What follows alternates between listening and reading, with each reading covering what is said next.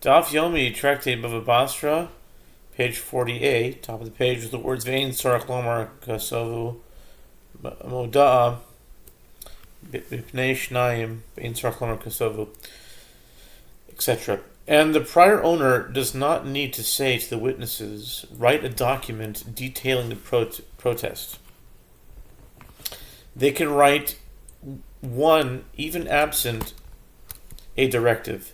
Similarly, one who desires to state a declaration preemptively, invalidating a bill of sale by notifying the court that it was executed under duress, needs to state the declaration in the presence of two witnesses, as he does not need to say to them, write a document detailing the declaration. They can write one even absent a directive.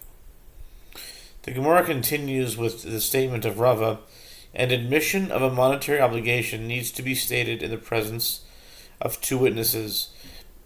And in this case, the one stating the admission needs to say to the witnesses, write a document detailing the admission, as this document is to his detriment.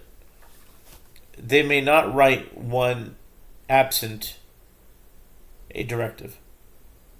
Acquisition by means of a symbolic act utilizing a cloth needs to be done in the presence of two witnesses, and the parties do not need to say to the witnesses, write a document detailing the acquisition. They can write even one absent a directive. And ratification of legal documents needs to be done by means of three people. The siman is Mem, Hey, Kuf, Mam, Hak.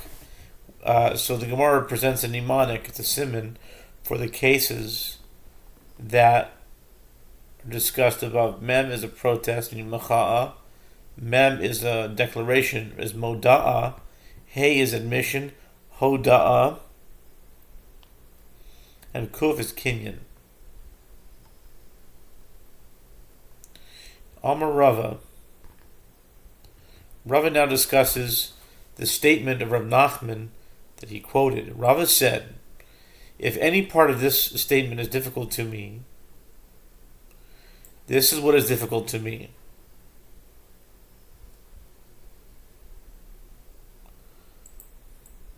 Ikashali, hakashali. Interesting choice of words. I wonder if we find that anywhere else in Shas, and if we do, what's the significance? Rava said, if any part of this statement is difficult to me, this is what is difficult. This acquisition, what is it like? If it is like an act of the court, it should require three witnesses for it to take effect, as a court must consist of at least three men. If it is not like an act of the court, why does he not have to say the witness? Excuse me. Say to the witnesses that they should write the document detailing the acquisition. Isn't it transferring an item to another tantamount to admitting a monetary obligation? After Rabba raised the dilemma, he then resolves it. Actually, it is not considered like an act of the court. And here, what is the reason that he does not have to say to the witnesses that they should write?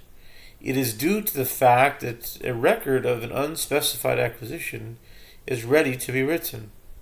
A symbolic act of acquisition indicates one's intention to do everything possible to finalize the transaction as soon as possible without wanting for the actual transfer of the item. Therefore, it is assumed that the parties would desire that a document be written and no explicit authorization is necessary.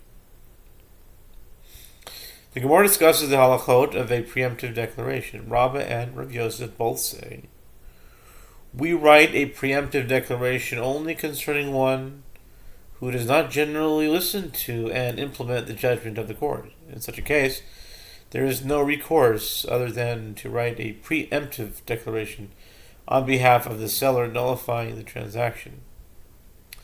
If the buyer would be willing to listen to the court, the seller is expected to deal with the matter in court, rather than participating in the sale and writing a preemptive declaration. Abai and Rava both say a preemptive declaration may be written, even concerning someone who is law-abiding, such as for me and for you, as not every issue can be settled through the courts.